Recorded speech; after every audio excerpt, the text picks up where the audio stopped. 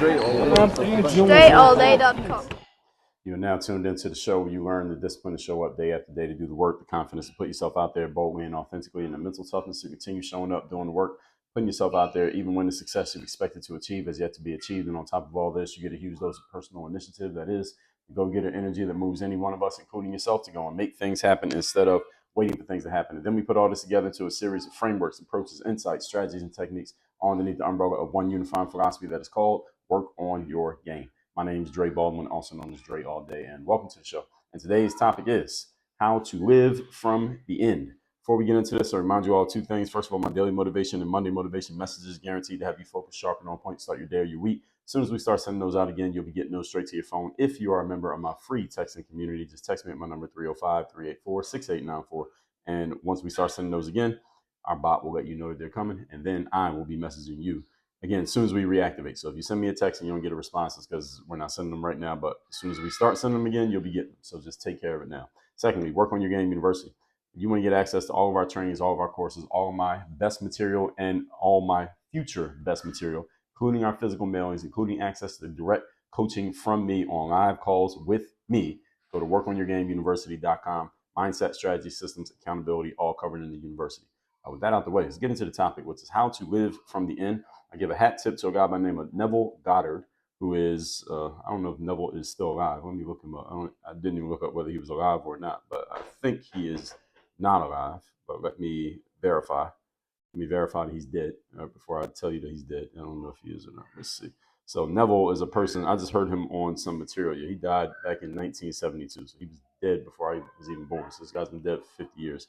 But Neville was a writer, speaker, and mystic who grew up in Barbados, moved to the United States as a young adult, and he achieved popularity, as they say, by interpreting the Bible and the poetry of William Blake. Now, I don't really know any of those things. I just saw his name on something that I was listening to on YouTube, as a matter of fact, and his name was credited as the person who was speaking. I never heard of him before, but he said something that caught my ear, and it led to what we're going to talk about here today.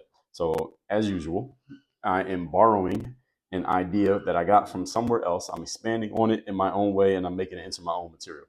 When I say as usual, it doesn't mean every topic I do is like that.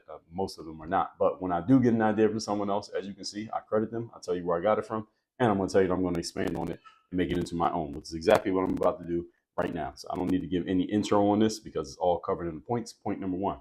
Topic, once again, is how to live from the end. So what exactly does that even mean? Well, it means this. It means decide what the end will be. What is the end going to be? So this is not, this concept of deciding what the end is going to be before you start, this is not new coming from me. I've talked about this many times. One of my books called The Mental Workbook is all about this. You can get that book by going to workonmygame.com/workbook. And it's all about, first of all, knowing what the goal is, the outcome. And when you're clear on that, then basically what this whole concept is, what we're going to talk about here today, is designing your life around your focus on that end outcome. When I tell people, when I talk about goal setting, I tell you that the same way that an actor or an actress reads their script and they know what their lines are and how the movie's going to go before they get on the set, that's exactly what you need to do when it comes to your life. Your goals are your version of your script. It's telling you exactly how things are going to go, what type of person you're going to be, what kind of energy you're going to have, how you're going to show up, all the things you're going to do in order to achieve the end game, which is whatever the end of the story is. You decide what the end of the story is going to be. That's the good news. Unlike a script that often is written by someone other than you, you get to write this story because it's your life, and you get to act it out. So you can do everything. The end means, what is everything going to look like, whether we're talking life, career, this year, this month, today, any other situation. When it's done, what is it going to look like? And it's completed to your wishes and expectations. So whatever your wishes and expectations are, what exactly does that look like? What is that? What is it? And the more clear you can get and the more detailed you can be on this, the more likely you're going to reach it. Because remember that your subconscious mind is like a servo mechanism, it's like a honing missile, that when you give it a clear picture of what you want, there's a much higher likelihood that you get it. If you have a vague picture of what you want, well, there's nothing to get because there's no picture. Or it doesn't know where it's going. And this is how someone can become a drifter who is just going through life and doing a whole lot of things, but not actually getting any type of outcome. I talked about drifting in, let me see if I can find it. That is episode number 2386, how to defeat the habit of drifting. I also talked about in episode number 1037, how to not drift in life. So if you are marginally successful now, but you plan to be extremely successful in the future, as an example, what does your life situation look like once you have created that extreme level of success? So if you're 10 times as successful in the future as you are today, what does that look like? What exactly does that mean? What's your life like? Who are you hanging with? What kind of clothes are you wearing? What kind of food are you eating? And again, the more detail, the better.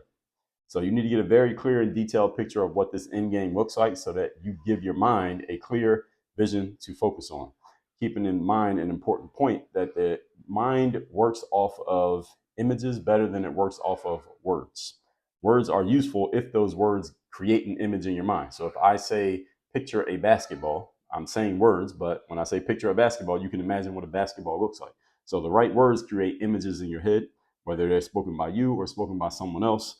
You want to create images in your mind. It is much easier for your mind to work off of those images than it is for the words, because the words require an interpretation, a logical interpretation, whereas the images can just create a feeling and a vision inside of you that it triggers the subconscious much more quickly and much more easily.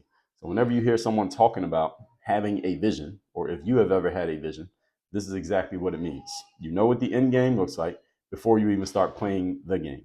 It's also said that without a vision, people perish. If you ever heard that saying before. If you don't have a clear picture of what your end game looks like, then it's hard to play the game at all. Or what happens rather is the game is playing you. You're in the game, but you're just getting tossed around by whatever the game wants to do because you don't have any direction for what to do. And as the saying goes, if you don't have a clear plan for your future, then someone else will use you as a tool to achieve the plan of their future. So it's important that you take advantage of this opportunity that you have to create a vision for yourself, because if you don't, then again, someone will conveniently use you to create their future and you have no say in the process. So this is why you find many people who seem to have no direction, no drive, and no purpose. The reason is because they just don't have a vision for what they want their life to look like or where they want to go. And the reason that many people don't have a vision is not because their mind does not work.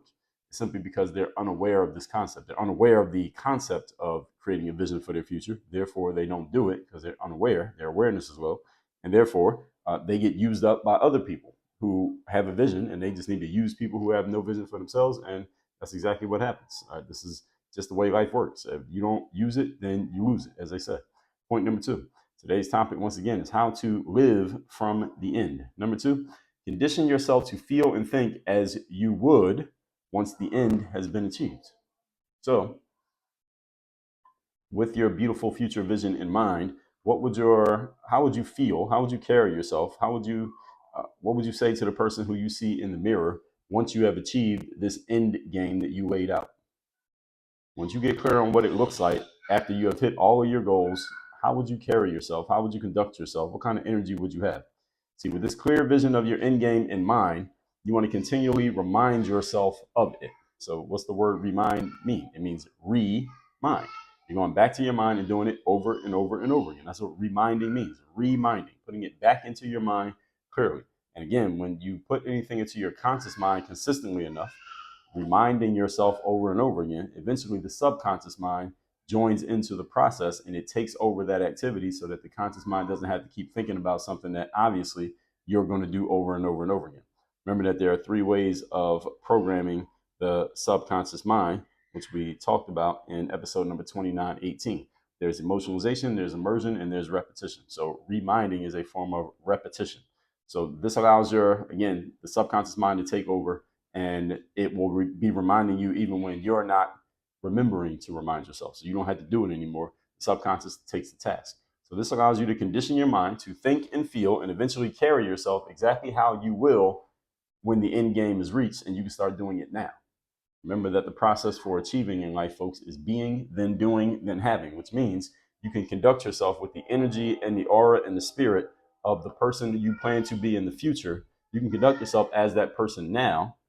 And after that step, what's the next thing? That's the being. Then you will do the actions, and then you'll get the having, which is the tangible outcomes. But you get yourself into the mental state and the energy and conduct yourself as this person immediately. You don't wait until you have all the success to start carrying yourself as the successful person. You carry yourself as a successful person right now. Then you do the successful things. Then you get the tangible results of successful actions, which is what everybody else in the world can see. All right, so the things that everybody else can see are the tangible results of your success. like the money you made, the position you hold, the car you drive, the muscles that you have, whatever it is that you want to tangibly have that other people will be able to note about you that makes you a quote unquote success, whatever that means for you. But when it comes to being a successful person, the way that you carry yourself, your energy, your mindset, your words, the way you talk to yourself, you do that right now, even before you have any of the trappings or the outside, the external, what's the word I would use here? Let's just call it the artifacts of success, for lack of a better term. Just the things that other people would look at and say, okay, this person must be successful because they have nice shoes on, or they drive a nice car, or they have a big house, or they made this much money, or they have this job title. The things that other people would deem that would make you a success, you experience those as the last step.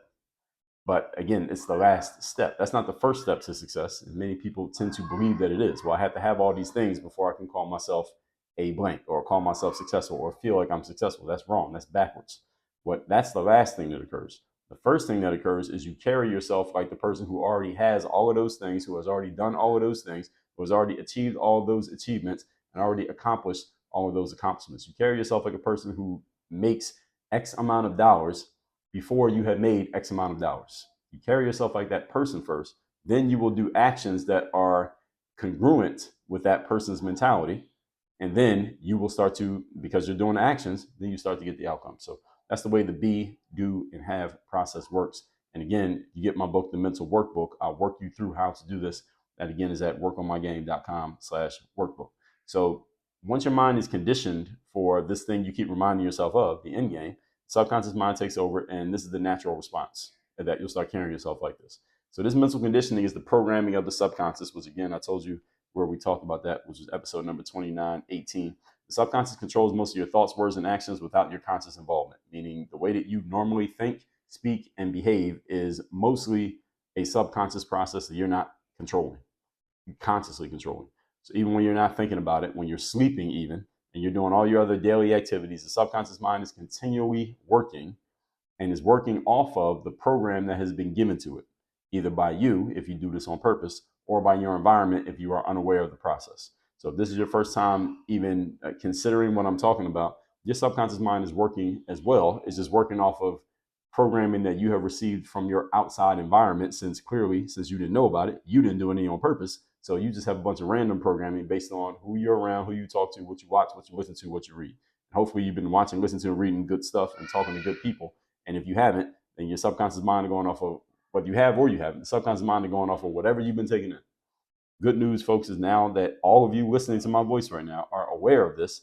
Now you can start doing something about this on purpose. Even if you already have been doing stuff, maybe you can brush up on what you've been doing. Make sure that program that you have in there is the right one. Okay, so the subconscious mind is always being programmed by whatever you are engaging with, taking in, and absorbing. That includes people, energies, spaces, stuff that you look at on your phone, stuff that you listen to. All of this stuff is programmed in the subconscious mind. All right, nothing is neutral. So you don't want to be a victim of your environment and of your associations because you are unaware. But again, since I just made you aware, that can't be you. So instead, you want to do this on purpose, which we just talked about, using your in-game vision as the image that you impress upon your subconscious mind. That's it. Just want to get it on your subconscious mind. And this is what I want. This is the reason why people make vision boards and dream boards and write down goals and do affirmations and do mindfulness exercises and start the day doing meditation and yoga. What's the purpose of it? Any of you ever done a yoga class? One of the first things that the yoga instructor always does at the beginning of the class is has everybody breathe and says, set your intention for the class. Every yoga class I've ever taken, the yoga instructor did that. What is your intention for the class? You close your eyes, breathe, think about your intention for this next 30 minutes or hour, however long the class is, and then the class begins. Or that's the start of the class. Then they start doing all the movements. What is the purpose? The purpose is clearing your mind and giving yourself an in-game vision, even in the short term, even if it means only the next 45 minutes. So when your subconscious mind is stamped with your in-game vision, it will cause you to do things and have energies that move you towards actually creating that end game through your actions and then getting them as a result.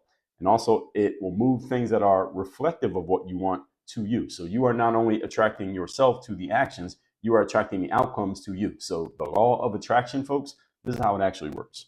It's not as simple as just thinking about it, and it's not conscious. The law of attraction is a subconscious thing that works with the energies of the universe. and I talk about the subconscious mind. Any of you, I mean, not the subconscious mind, excuse me, the law of attraction. You want to learn how to make it really work. I broke it down in 2 episodes, episodes number 2383 and 2384. I broke it down into 2 parts to help you understand how it really works, which is not the way that many of you think, or it is not as simple as that movie or the book, The Secret, that maybe some of you have read. The Secret is not wrong, but The Secret is not giving you the full context of how it works. I give you the full context. Point number 3, today's topic, once again, is how to live from the end. Number 3, have the discipline to keep your focus on the end game, regardless of what is happening in the present. This is the true discipline. The true discipline is keeping your mind on the end game focus, keeping your mind focused on the end game, even when what's happening in the present might look like the exact opposite of what you want the end game to look like. And again, this is the true discipline. This also can require a measure of mental toughness, depending on how much of a conflict there is between your current reality and your end game vision. When I was looking to make it as a professional athlete, let's say between the end of my college career and the start of my pro career, there was not a lot in my physical orbit. If you were looking at me from the outside looking in, and even me looking at myself from the inside looking in, there wasn't a whole lot that you could see, or inside looking out rather, that said this guy is going to become a professional athlete. I didn't have much of a resume. That didn't have a ton of noted success that pointed towards this person becoming a professional athlete. And for a lot of that time, I didn't really have any solid leads when it came to actually playing pro basketball. So there wasn't much going for me on paper that said this was going to happen. And the biggest challenge then was, again, the discipline and the mental toughness required to keep my mind focused on the end game vision, even though at that moment there was nothing in my environment that said that end game vision was ever going to happen. Most people probably would have looked at it and said it would be ridiculous for this guy to think that end game vision is going to happen. And again, that's why it's mental toughness. It's not mental toughness if everything's easy and everything's working. It's mental toughness when things are not working. And it's discipline. The real test of your discipline is when you don't feel like doing it. Can you do it anyway?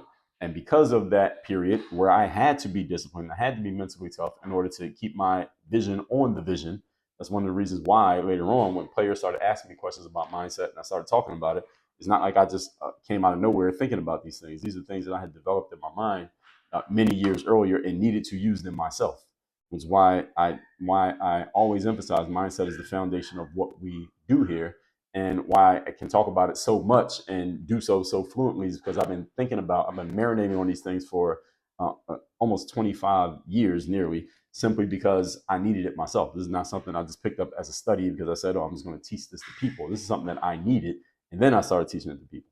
Now, 2 steps. So this is the true discipline, folks. And remember what I said. Discipline is not tested until you're in a situation in which it will be easy to not be disciplined, but you move yourself to be disciplined anyway. So discipline is one of the keys to your mindset. It is the foundational key, I would say. When you ask me about mindset, the most important piece, I would say discipline. Most people want confidence, and confidence comes from discipline. So I trained, and you want to keep your mind's eye, rather, trained on that end game that you want to create, even when everything in your reality is, again, showing you the opposite. So this is the reason why many people have hopes and wishes for their futures, but they're unable to achieve them because the impact of quote unquote reality, meaning what you see in front of you right now, it overpowers the vision that you have in your mind of your end game. And this is why you have to keep reminding yourself of what your end game vision is on a consistent basis, especially when your current reality looks nothing like your end game vision. Because if the current reality doesn't look like the end game vision, and you allow the current reality to overpower what your end game vision is the impression is supposed to have on your mind, then the current reality will start to overpower you. And before you know it, you'll forget about the end game vision. You will throw your goals away because the goals were not strongly enough impressed on the subconscious mind to withstand the challenge of the quote unquote reality that you can see with your eyes. Vision is stronger than sight. Sight is what you can see with the human eye, and the human eye is relatively average. If you take all the animals, all the living, breathing things in the planet, the human eye, the power of the human eye is about average compared to other animals. There are other animals who can see a lot better than human beings can. Owls, bats, hawks, they have much better eyes than human beings have. Our eyes are average power.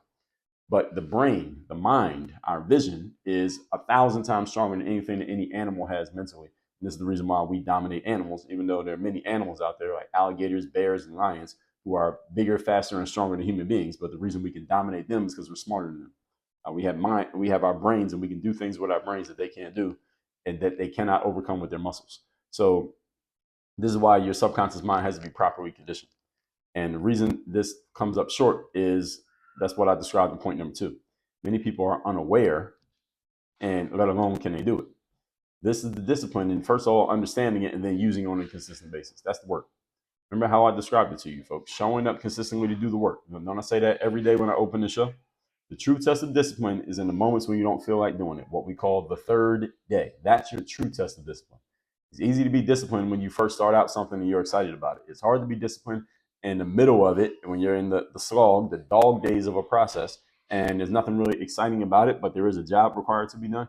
That's when you'll find out how disciplined you actually are.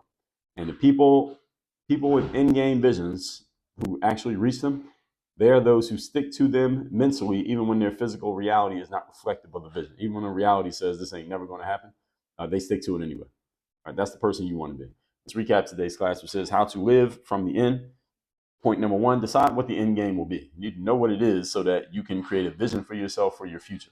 Number 2, condition yourself to feel and think as if you will once you have actually reached that end game in tangible form. So you have to exist in that space in your mind and in your spirit and energy before you can exist in that space in actual activity and action.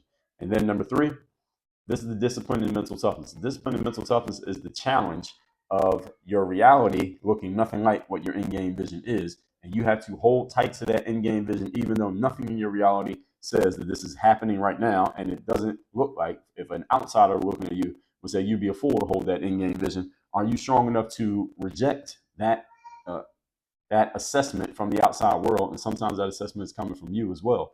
Are you strong enough to reject that assessment and still hold strong to your mental in-game vision? That's the key. That's the challenge.